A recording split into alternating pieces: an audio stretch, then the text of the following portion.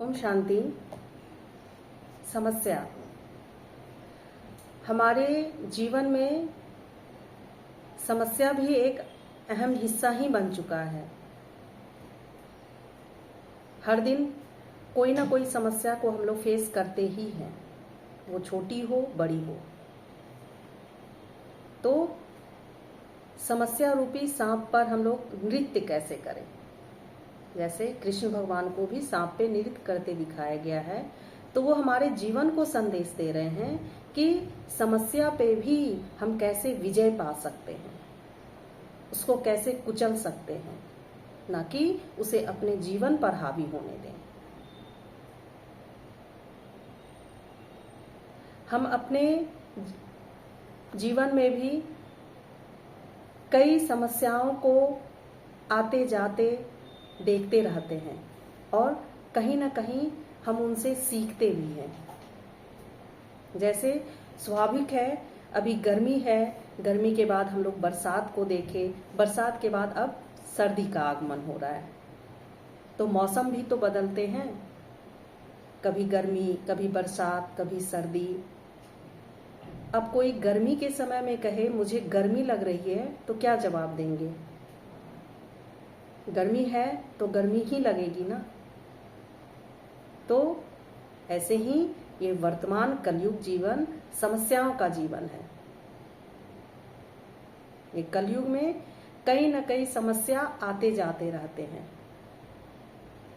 एक समस्या खत्म नहीं होती कि दूसरी समस्या का आगमन हो जाता है। समस्या से कभी घबराना नहीं चाहिए। क्या हम अब सवाल उठता है कि क्या हम उसके सामने घुटने टेक दें या उससे हम हार मान लें? तो शायद सबका जवाब होगा नहीं, हम उसका क्या करेंगे? डट के सामना करेंगे। समस्या कई तरह से आते हैं, कई प्रकार के होते हैं। संबंध रूपी समस्या, मन की समस्या, स्वास्थ्य की समस्या। तो समस्या जीवन का क्या है? एक हिस्सा है। जब समस्या नहीं तो जीवन जीने में मजा भी नहीं आएगा। क्योंकि अगर हम एक ही खाना बार बार खा रहे हैं तो क्या उस खाने से हम बोर नहीं होते? तो जीवन भी तो वही है। एक ही जैसे जीवन को जीते जाए तो जीवन क्या होगा? एक नीरस सा हो जाएगा, मजा नहीं आएगा जीवन जीने में। तो समस्या को भी एक खेल समझिए। जब हम विघ्न को खेल समझ लेंगे ना, तो उसको पार करने में बहुत आसानी हो जाती है। छोटा सा उदाहरण है, जैसे टेबल पे अगर आप कभी पढ़ रहे हो या कोई काम कर रहे हो और उसी जगह पे कोई पेपर उड़ रहा हो, पंखे की हवा या कोई ऐसे चीज़ों से उसका पेपर उड़ रहा हो, तो हमारा क्या होता है? एकाग्रता भंग हो जाती है। उस जगह में हम क्या करते हैं? पेपर को दीवार की ओर रुख कर देते हैं। तो वो दीवार के सहारे होता है तो वो पेपर का उड़ना बंद हो जाता है और हमारी एकाग्रता भंग होने से बच जाती है। भावार्थ या उसी रूप में हम समस्या को लें। समस्या तो आनी ही है, वो आएगी ही, लेकिन उस जगह पे हम अपनी सोच को बदल लें, हम उस जगह से अपना रुख मोड़ लें। मतलब हम समस्या को फोकस ना करके उसके समाधान पर हम विचार करें, तो क्या समस्या खत्म नहीं होगी? लेकिन हम लोग कहीं ना कहीं उस जगह पे रुक जाते हैं, बार बार समस्या से घबरा जाते हैं और समस्या के बारे में ही चिंतन करने लगते हैं, खुद से भी दूसरे से भी। कभी ये नहीं सोचते कि उसका समाधान क्या होना चाहिए। पहले समस्या को ही हम लोग राई से पहाड़ बना लेते हैं। क्या उस समस्या रूपी पहाड़ को हम लोग राई नहीं बना सकते? और राई से रुई बनाकर फूंक मारे तो समस्या तो ऐसे ही खत्म हो जाएगी। उसी पे एक कहानी याद आता है। एक पुजारी थे, वो डेली शाम में मंदिर में भजन कीर्तन करते, ज्ञान की बातें सुनाते और लास्ट में 10 मिनट वो ध्यान करवाते थे। सभी गांव के आसपास के व्यक्ति वहां आते थे, मर्द और स्त्री दोनों आते थे, बच्चे भी आते थे। सभी उनकी बातें सुनते, ज्ञान की बातें सुनते और ध्यान करते और सब अपने अपने घर चले जाते। जब पुजारी ध्यान करवाते तो कुछ लोग बात करने में उलझ जाते और वो लोग ध्यान नहीं करते। तो उसी में एक महिला पुजारी के पास गई और कही कि पंडित जी, कल से मैं इस सभा में नहीं आऊंगी। तो उस पुजारी को लगा कि कोई बातें हो गई या कोई तकलीफ। तो उन्होंने कहा, बहन क्या हो गया, कोई बात?